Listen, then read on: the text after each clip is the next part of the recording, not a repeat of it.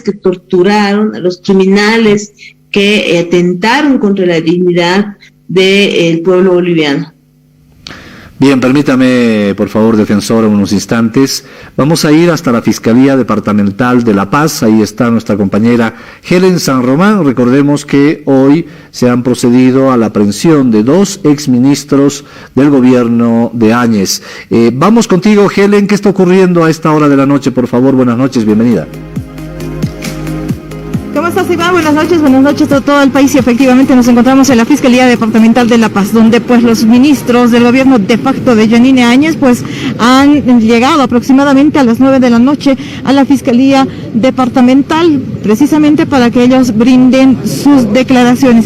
Hace 5 minutos ha entrado también el abogado de ambas exautoridades del gobierno de facto, quien ha entrado también para asumir la defensa. Recordemos que son los exministros del régimen de Áñez, de Álvaro Coimbra, y del exministro de Energía, Rodrigo Guzmán, quienes fueron aprehendidos este viernes en Beni, mientras que también se está realizando la búsqueda de otros exministros del régimen de Yanine Áñez.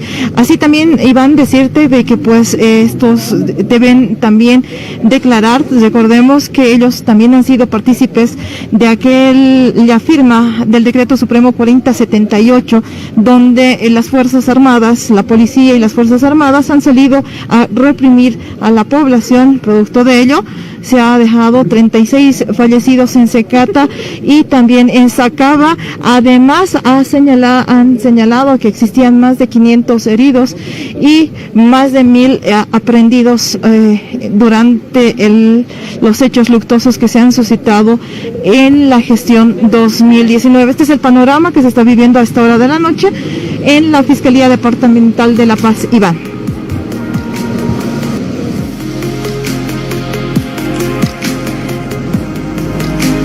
Bien, agradecemos a Helen San Román por ese reporte que nos brinda desde la sede de gobierno.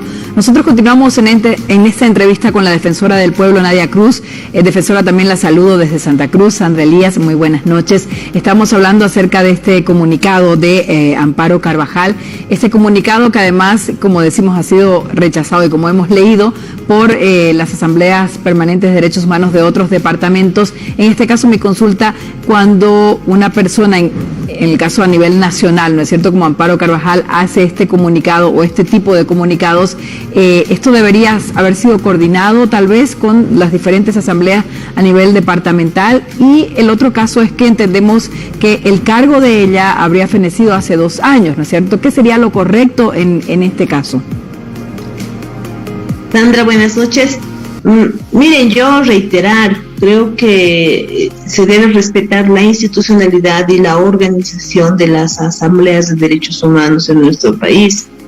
Particularmente como Defensoría del Pueblo, realmente poco podríamos decir o no tendríamos nada que opinar respecto a los conflictos internos, a la estructura orgánica que tiene la Asamblea de Derechos Humanos.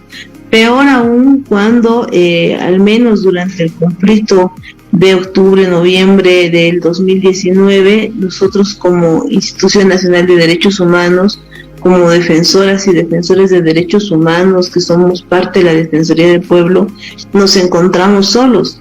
Ocurrieron graves violaciones a los derechos humanos en nuestro país y actuamos casi en una absoluta soledad o con el acompañamiento de organismos internacionales o de organizaciones no gubernamentales del extranjero. Y bueno, creemos que sobre lo que sucedió, tenemos mucho por decir como Defensoría del Pueblo, pero ya sobre la participación casi nula y que el día de hoy sale a arremeter o sale con una voz fuerte para defender a los victimarios, pues no queda mucho que decir. Yo reitero, nos preocuparía si alguien tomara en cuenta este llamado de impunidad que se ha realizado. Nos llamaría la atención o nos convocaría una preocupación si es que este argumento de impunidad es utilizado para obstaculizar el acceso a la justicia de las víctimas. Pero bueno, no es así, realmente no tiene una razón ni un sentido de ser lo que se ha solicitado. Y bueno, como defensoras y defensores de derechos humanos, más allá de la institución que nos alberga, más allá de la eventualidad de los cargos en la vida, pues vamos a continuar trabajando en esa línea. Realmente no creo que merezca mayor opinión. Es una posición de la señora que no nos sorprende en estos momentos, yo le soy muy franca, no me genera ningún tipo de sorpresa, sí reproche, pero más allá de eso no se podría esperar una posición diferente, por lo menos por las acciones que han ido teniendo durante los últimos tiempos. Defensora, muy buenas noches. Alejandra Quiroga la saluda desde Cochabamba. Y precisamente respecto a este comunicado que fue rechazado, ¿qué habría sucedido si habría sido aprobado? ¿Qué respuesta se les da a los familiares de las víctimas? Alejandra, buenas noches.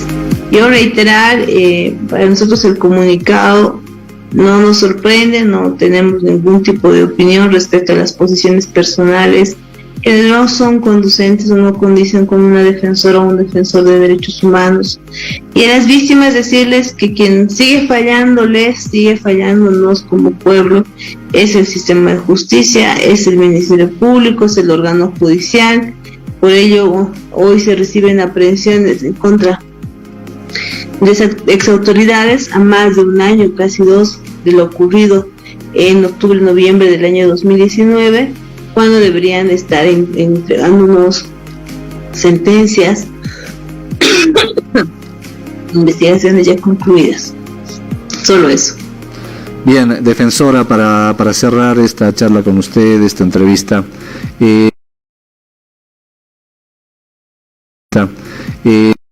¿cuál es la opinión de la Defensoría del Pueblo a propósito de las aprehensiones que se han producido en las últimas horas, tomando en cuenta las investigaciones en el caso Sencata Sacaba? Hay 2 exministros del gobierno de facto que en este momento están brindando declaraciones allá en la Fiscalía, precisamente a orden de la propia Fiscalía, que ha sido ejecutada hoy, y hay otras órdenes de aprehensión contra quienes han participado de acuerdo a las investigaciones en el golpe de Estado.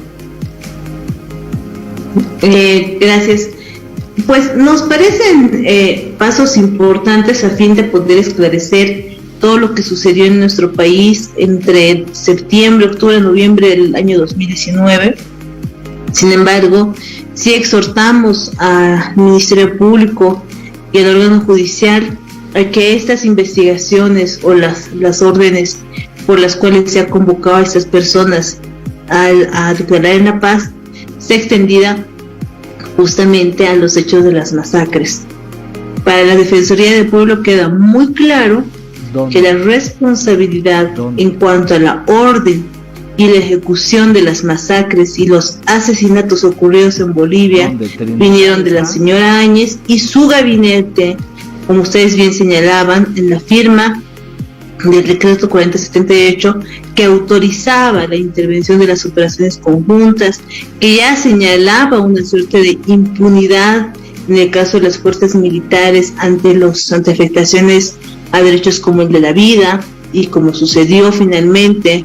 Por lo tanto, nosotros como Defensoría del Pueblo consideramos que el Ministerio Público ya se ha demorado bastante en hacer las investigaciones, que las órdenes de aprehensión no pueden quedarse solamente en órdenes de aprehensión. Es necesario que estas personas asuman su responsabilidad, evidentemente dentro de un marco de respeto de las garantías judiciales y del debido proceso que les asisten solamente por su condición de ser seres humanos, y que acá también es fundamental de que no se arguya solamente de forma retórica el tema de persecución político-judicial cuando se está viendo la necesidad de esclarecer lo que sucedió en nuestro país en 2019 y lo que la Defensoría del Pueblo considera como fundamental, que es establecer las responsabilidades por las graves violaciones a los derechos humanos de los que el gobierno de Áñez es responsable. Muchas gracias, Defensora del Pueblo Verónica Navia, muy amable por habernos acompañado esta noche. Hasta cualquier momento. Nadia Cruz, muchas gracias, perdón. Bien, voy a irme hasta